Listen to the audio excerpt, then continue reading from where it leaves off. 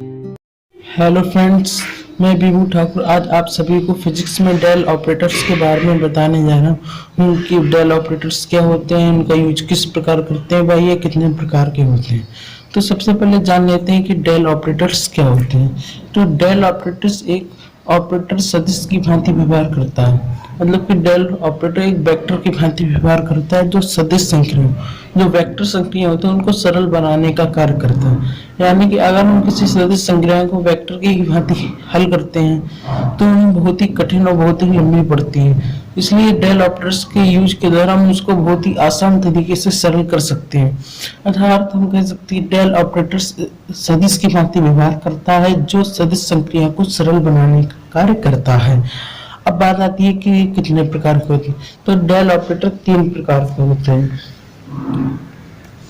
Number 1, gradient.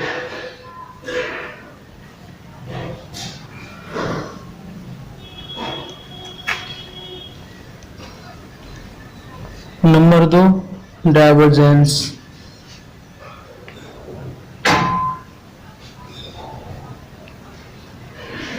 And number 3, curl.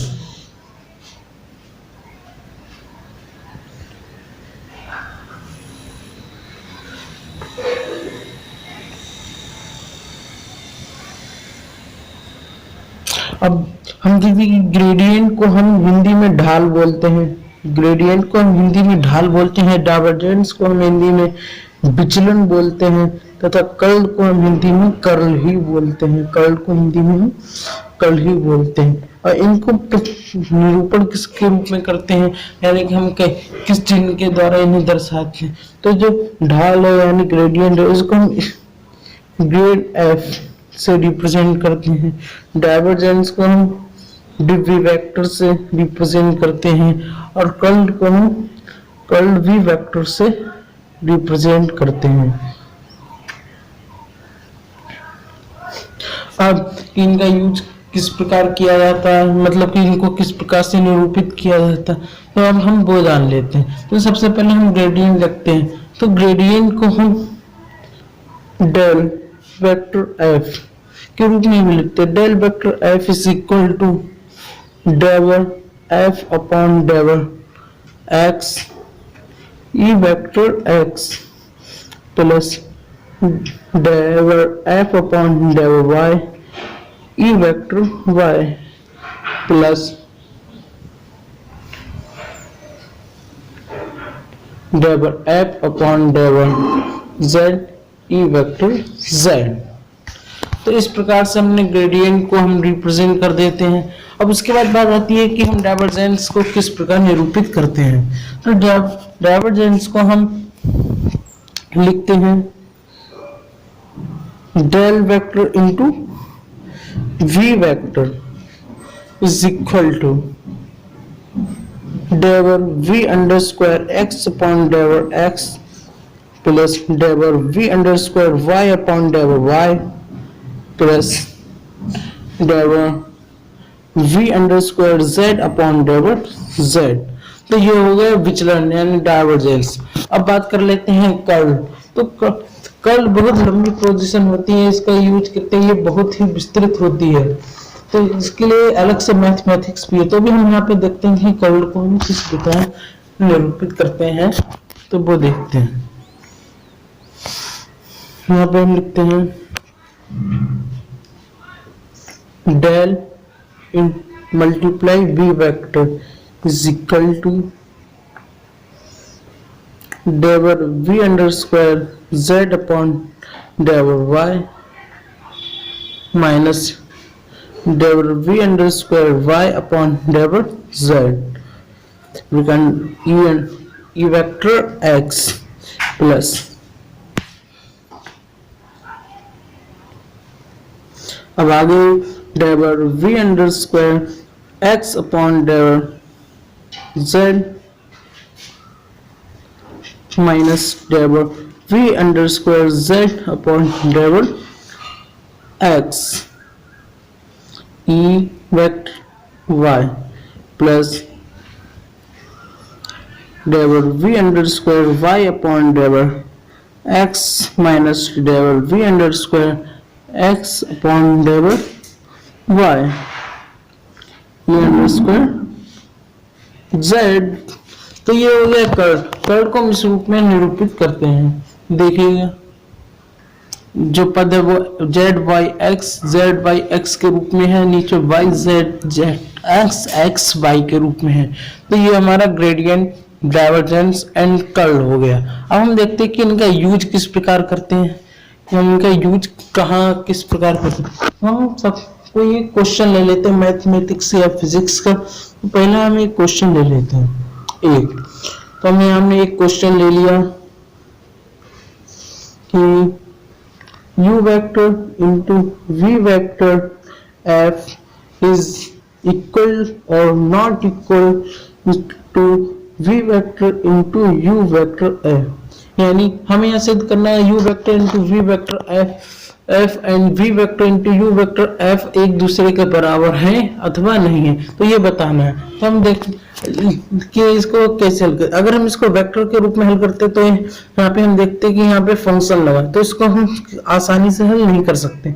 लेकिन अगर हम इसको ऑपरेटर्स के रूप में यूज करते हैं, डेल ऑपरेटर, तो हम इसे आसानी से कर सकते हैं। हम इसे ऑपरेटर्स के रूप में यहाँ पे ऑपरेटर लगाते हैं, डेल ऑपरेटर यहाँ पे हम लगा देते हैं। तो आप देखिए इसको किस प्रकार से हल किया गया। तो हम यहाँ पे मान लेते हैं u vectors is equal to del vector। Okay, u vector is equal to del vector। अब यहाँ पे हम देखते हैं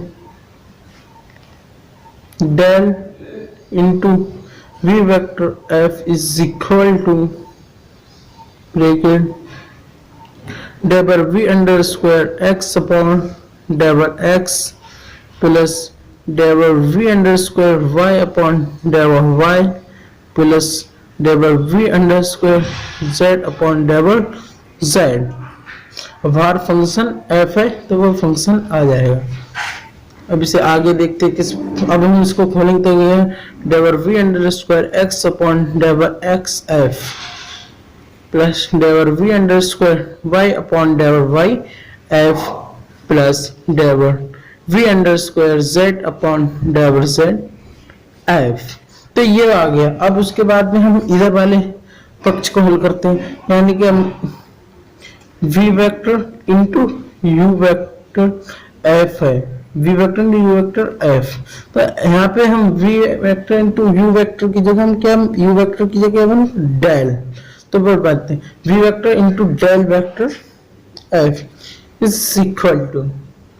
हम इसको हल करें तो यहाँ पे हम देखते हैं कि तो यहाँ पे जो रूल लगेगा तो वहां पे विचलन का लगेगा, तो रूल विचलन वाला लगेगा। अब हम उसके रूप में हल करते हैं इसको, तो बनेगा v अंडर स्क्वायर x डेवर अपॉन डेवर x plus v under square y डेवर अपॉन डेवर y plus v under square z डेवर अपॉन डेवर z।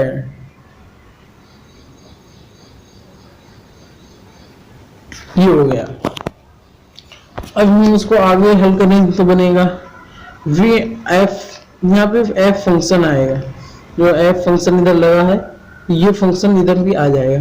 तो अब इसको आगे हल करें तो क्या बनेगा v अंडर स्क्वायर x डेव f अपॉन डेवर x plus v under square y डेवर f अपॉन डेवर y plus v under square z डेवर f अपॉन डेवर z। ये देखिए, तो ऊपर अगर हम डेल इंटू वी वैक्टर्स और नीचे V vector into del vector F functions के हल करते तो दोनों अलग अलग है।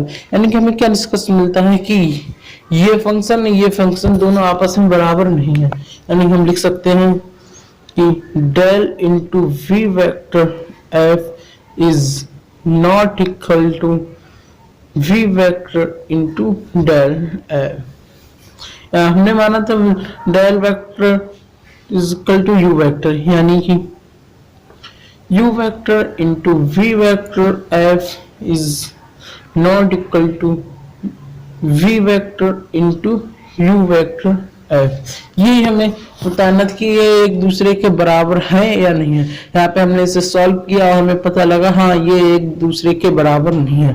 अगर हम इसी प्रकार के और भी मैथमेटिकल क्वेश्चंस को हम हल कर सकते हैं डेल ऑपरेटर्स की वजह से का यूज करके, तो हम इसे देखते हैं कि किस तरीके से इसे सॉल्व किया जा सकता है। यहाँ पे हम एक और क्वेश्चन लेते हैं, क्वेश्चन नंबर 2। मान u vector x multiply u vector y। अब इसको हम डेल ऑपरेटर्स के यूज के द्वारा हल करते हैं। तो वही बात, u वेक्टर को हम डेल वेक्टर मानेंगे और इसको सॉल्व कर देंगे। देखिए कैसे, del x multiply del y is equal to e vector x double x upon double y plus e vector y double x upon double y plus e vector z double x upon double z। तो वो sorry यहाँ पे x होगा, double x upon double x double x upon double y double x upon double z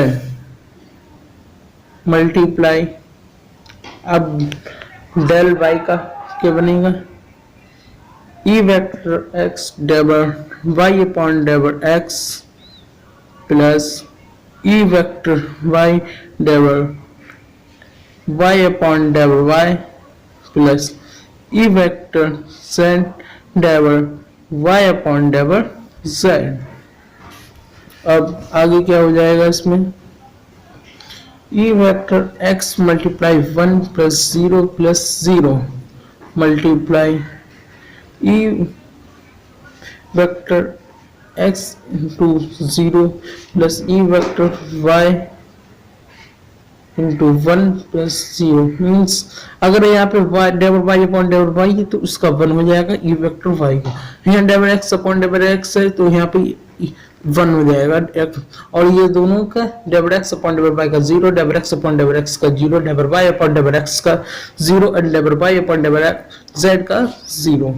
यानी कि यहाँ पे solution होगा e vector x multiply e vector y, इनका आंसर हो जाएगा e वेक्टर z।